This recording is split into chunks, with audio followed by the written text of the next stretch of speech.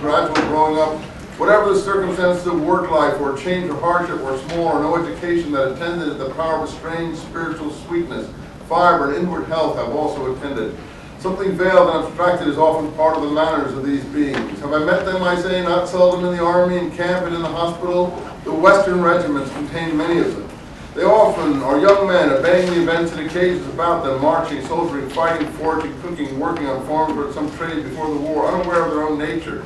As to that, who is aware of his own nature? Their companions only understanding that they are different from the rest, more silent, something odd about them, and apt to go off and meditate and muse in silence. He's particularly impressed by the Western units. He means by the Western units west of Pennsylvania. He means Indiana, Michigan, Wisconsin. Those were the western part of the United States at that time.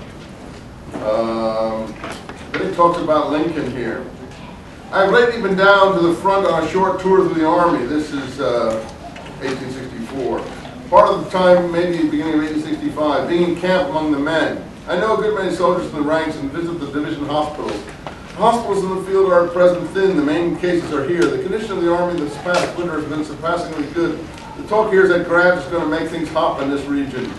The idea is that the means of railway transportation between here and the Southwest are to be increased to the extremest possible practical degree. So we understood the strategy of war, so that he can swing large bodies to and fro with unprecedented dispatch and have the use of the Army in either quarter at a few days' notice. We hear he thinks it indispensable that we should smash Lee and the Richmond junta this summer, though more for our prestige than for any practical need of Richmond as a locale. I can assure you from personal knowledge the Army of the Potomac is in splendid condition, physically and soul, and has now the fiber of the most veteran troops, one of the most historic armies. It's very youthful, I think well of me to be this commander. He's very cautious, conscientious, yet ever alert. Anyway, he seems to know what is going on completely. I make no calculation on the course and result of the ensuing summer campaign, except that I believe it will be vehement. Meantime, we are liable at any moment to have incipient caving into the South, parts of it like North Carolina, but the shrewd ones here still reckon on the desperate fight of the Richmond junta, ferocious, carrying things with as high a hand as ever the ensuing year. I see the president often. He actually sees him on the streets. I think better of him than many do. He has conscience and homely shrewdness, conceals an enormous tenacity under his mild, gawky Western manner. The difficulties of his situation have been unprecedented in the history of statesmanship.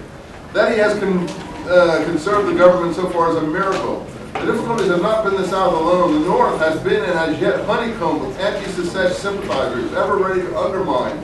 And I am half disposed to predict that after the war closes, we shall see bevies of star straps, 2 or 3 of our own major generals shot for treachery and fully deserve their fate too. I write this in the hospital, having leisure here. I'm sitting by the side of a soldier of the 6th Maine. He had his leg amputated the other day. The sick are coming in pretty freely. Poor wrecks, phantoms, a sign of action as they are breaking up the field hospitals. One's heart bleeds for them.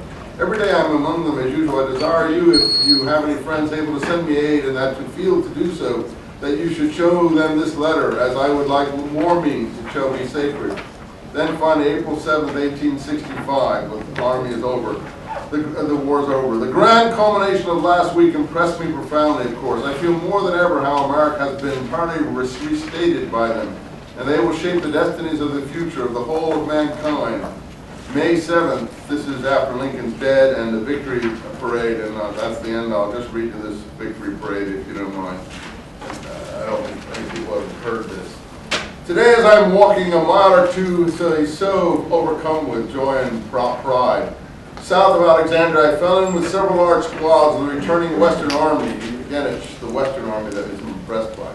Sherman's men, as they call themselves, the General Sherman who went through the South in 1864 and turned northward to 65 and basically helped win the war. About 1,000 in all, the largest portion of them half sick, some convalescents on their way to a hospital camp. These fragmentary excerpts with the unmistakable Western physiognomy and idioms, crawling along slowly after a great campaign, blown this way as it were out of their latitude, I marked with curiosity and talked with off and on for over an hour. Here and there one was very sick, but all were able to walk except some of the last who had been given out and were seated on the ground, faint and despondent. These I tried to cheer, told them the camp they were to reach was only a little further away over the hill, and so got them up and started, accompanying some of the worst a little way and helping them, putting them under the support of stronger comrades. May 21st. Saw General Sheridan and his cavalry today, a strong, attractive sight. The men were mostly young, a few middle-aged, superb-looking fellows, brown, spare, keen, well-worn clothing, many with pieces of waterproof cloth around their shoulders hanging down. They dashed along pretty fast in wide, close ranks, all spattered with mud. No holiday soldiers, brigade after brigade. I could have watched for a week. Sheridan stood on a balcony under a big tree, coolly smoking a cigar. His looks and manner impressed me favorably. May 22nd. I've been taking a walk along Pennsylvania Avenue and 7th Street North. The city is full of soldiers running around loose.